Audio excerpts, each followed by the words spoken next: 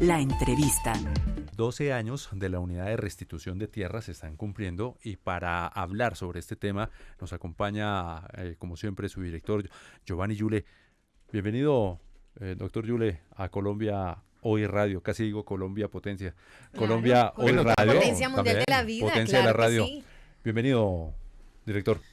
Muchas gracias, un saludo a todo el equipo periodístico, igual manera a todos los oyentes, y bueno, estamos aquí para informarle a la comunidad colombiana todo lo que en estos 12 años precisamente de vida de esta institución en el marco de la ley 1448 del 2011 estamos cumpliendo. El 10 de junio precisamente cumplimos los 12 años y estamos dando pues un informe sobre cómo va el ejercicio del derecho que tienen las víctimas que han sido desplazadas, que han sido despojadas de sus tierras, de sus territorios por el conflicto y la violencia, cómo va este proceso, cómo está respondiendo el Estado y el gobierno en el marco pues de la unidad de restitución de tierras.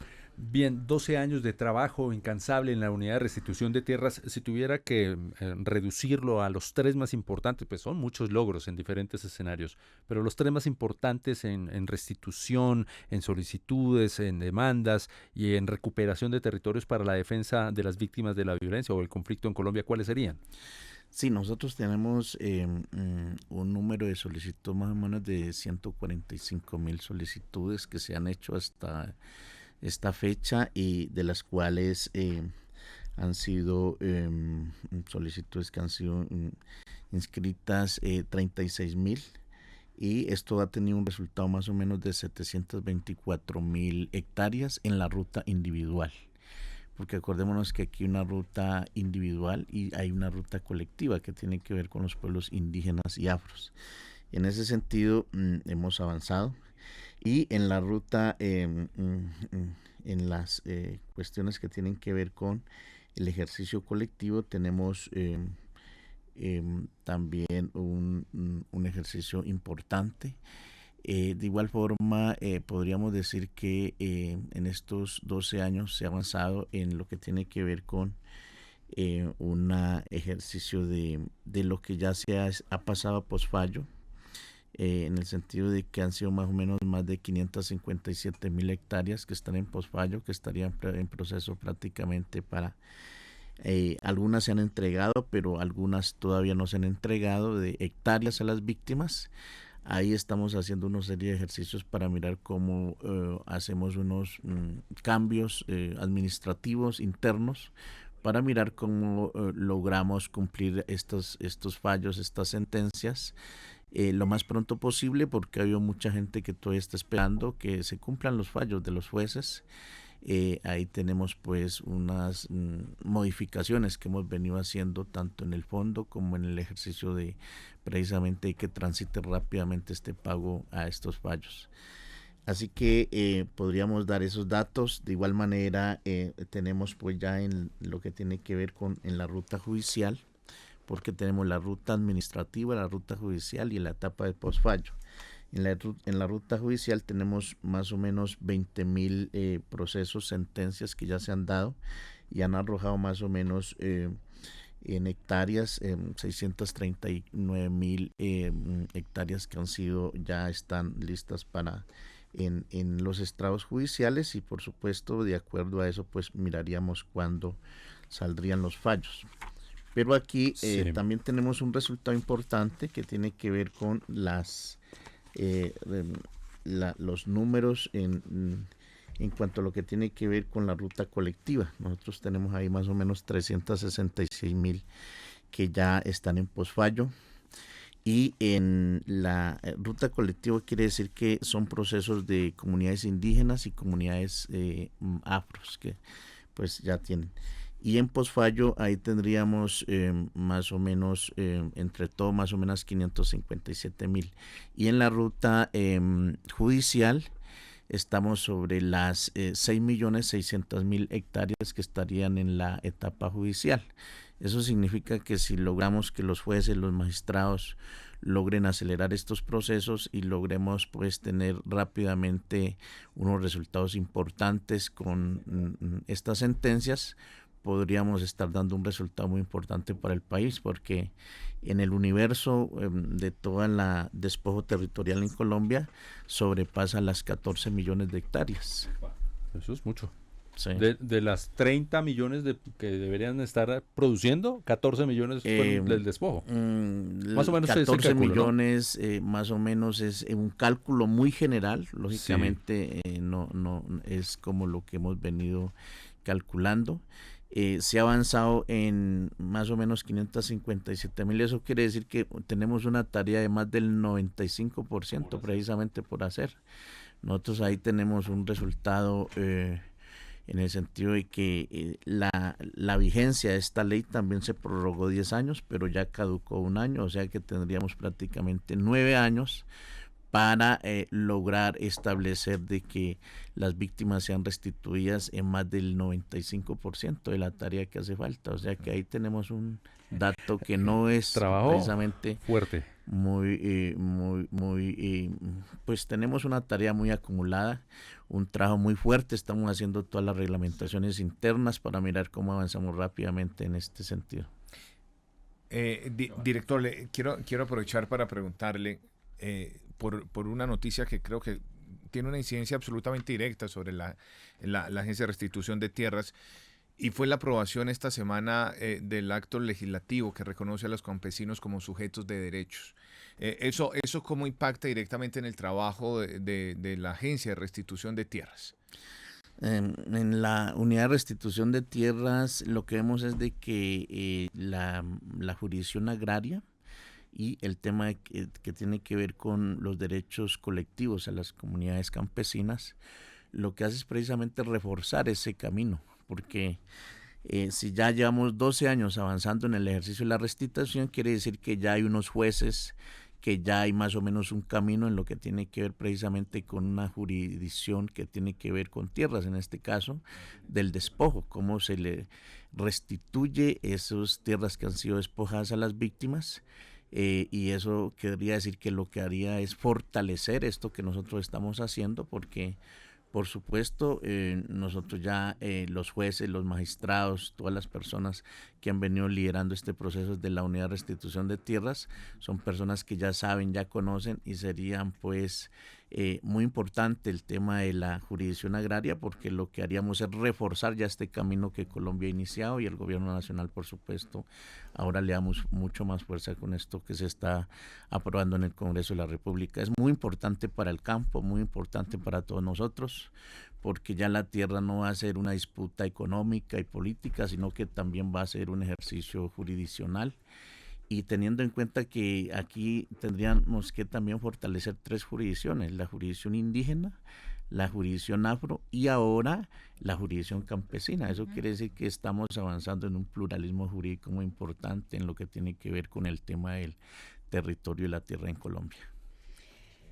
Señor Yule, importante también hablar sobre esas prioridades de la unidad de restitución de tierras en distintos territorios que durante años han sido como olvidados, por decirlo de cierta manera. Me refiero a los Montes de María, a municipios del departamento de Sucre, Córdoba como tal. ¿Cuáles son esas acciones que se están implementando precisamente para llevarles soluciones a estas poblaciones? Bueno, nosotros lo que estamos haciendo es un ejercicio de gobernanza territorial, que significa que estamos conversando directamente con las comunidades, con las organizaciones, con el movimiento social, con el movimiento campesino, con el movimiento indígena, con el movimiento afro, de tal manera de que podamos desde la unidad de restitución de tierra potencializar esas agendas territoriales que tienen las comunidades y el movimiento social para organizar una sola ruta. En ese propósito estamos, y allí hemos venido pues llegando a todas las regiones en una conversación directa con las víctimas y con las organizaciones y el movimiento social.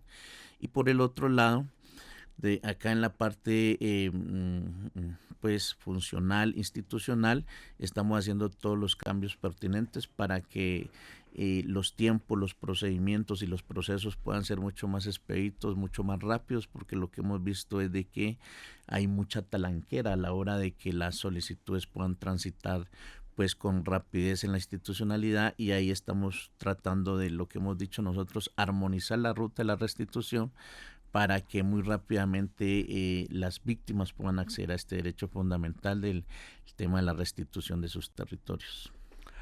Director, no quiero terminar esta conversación sin hacerle dos preguntas. Las apuestas que viene para la unidad de restitución de tierras, incluso en los últimos minutos hemos visto en el sistema informativo de Presidencia de la República que el gobierno del cambio oficializa la ambiciosa meta de restaurar más de 753.000 hectáreas al 2026 con este fortalecimiento de esa diversidad judicial como usted lo ha indicado. Hablemos de los 3 retos más importantes que vienen para la unidad en el corto, mediano y largo plazo. Y le quiero preguntar lo de los niños indígenas. Usted no se me puede ir de aquí sin hablar acerca de esa labor fundamental que hizo el doctor Yule, las comunidades indígenas para encontrar a nuestros 4 hermanos indígenas allí en la selva del Guaviare. Bueno, lo primero es cumplir las sentencias que tenemos acumuladas ahí, que de alguna manera no se ha podido darle cumplimiento por cuestiones, diríamos, más que ejercicios de situaciones a veces burocráticas, pero también a veces de falta de coordinación con las demás instituciones para darle cumplimiento a las sentencias y que las víctimas están esperando. Yo creo que ahí estamos haciendo unas modificaciones del fondo de la unidad de restitución de tierras para que los procesos sean mucho más rápidos y podamos rápidamente sacar pues este acumulado que tenemos ahí. Lo segundo es que estamos en conversas con la rama judicial para mirar cómo logramos establecer el fortalecimiento de la rama judicial para crear otros juzgados de restitución, para crear unos juzgados también que tengan que se dediquen exclusivamente a la ruta colectiva étnica, y ahí estamos creando unos juzgados étnicos y unos 2 tribunales étnicos que nos ayuden un poco también a llevar estos procesos colectivos que han sido estancados y que han estado allí pero que no han sido tramitados en la unidad de restitución de tierras. Uh-huh. Y lo tercero es que logremos en el marco de las solicitudes, acordémonos que allí el 65% de las solicitudes habían sido negadas. Uh-huh. Ahora lo que estamos haciendo es una revisión para que estas solicitudes podamos revocarlas nuevamente y volverles a abrir la posibilidad de que estas solicitudes puedan transitar en la unidad de restitución de tierras. En los procesos que hemos venido ya reabriendo, nos damos cuenta de que muchos de estas solicitudes en realidad las personas son sujetas de derecho de su restitución, y ya hemos podido revertir más, el 65% ya han sido aprobadas y el 35% por supuesto siguen siendo negadas, pero en estos 9 meses ya hemos logrado revertir ese indicador en las que hemos revisado. De igual manera, pensamos que es muy importante aquí que la fuerza pública nos ayude, porque en el tema de la microfocalización tenemos más de 16.000 procesos que no hemos podido entrar a hacer nuestros trabajos, puesto que allí quien nos da la posibilidad de entrar o no entrar en la fuerza pública, pero ahí estamos tratando de mirar a ver si con la fuerza organizativa de las comunidades indígenas, afros y campesinas, y con sus autoridades, con el ejercicio incluso en algunas partes donde es fuerte la organización, podemos de entrar pues bajo el amparo de las comunidades y que las comunidades también nos ayuden precisamente con su fuerza organizativa a hacer presencia, a entrar a hacer ese trabajo. Entonces allí estamos nosotros desarrollando estas actividades, y por supuesto la idea es que en la rama judicial podamos nosotros desembotellar esas más de 6.600.000 hectáreas que estarían en los tribunales y en los juzgados, de tal manera de que si lograríamos nosotros que eso salga en sentencias, pues sería un dato muy importante y una noticia para el país. Claro. Por supuesto. Su merced ya habló con Leslie Soleini Tien, y bueno, obviamente la bebé. Pues la verdad, yo fui a visitarlos a los niños. ¿Cómo los vio? No, pues en primer lugar una alegría muy inmensa por verlos y ver cómo en su mirada se reflejaba pues la fuerza de la vida. Yo creo que esa fue una emoción muy grande para todos nosotros los colombianos y muchas partes del mundo también que estuvieron pendientes. Y pensamos que allí hay unos mensajes muy importantes para el país. El primero es que nuestra madre selva nos está mandando un mensaje en el sentido de cómo cuidar y proteger y salvaguardar a los niños. No solamente los niños de los pueblos indígenas, sino los niños de esta generación de la sociedad colombiana.